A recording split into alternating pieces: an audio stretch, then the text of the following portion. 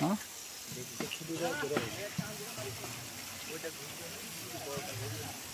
ঘুরবে, স্পিড হচ্ছে না।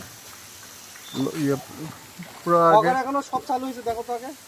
পুরো পানির প্রেশার পাওয়ার পরে করবো। ওই যে এগুলোতে মানে এগুলো এখনো তো ভরে নাই, পানি পাবে তারপরে ভরবে। এই যে স্যার, এগুলো কিন্তু ভর্তিছে। ওইখানে লিকেজ হয়েছে।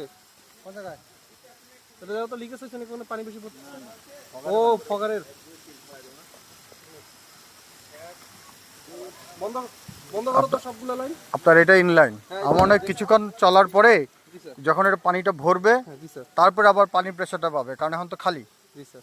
কিছু বাতাস আছে, বাতাসটা বের হবে তারপরে প্রেশারটা পাবে।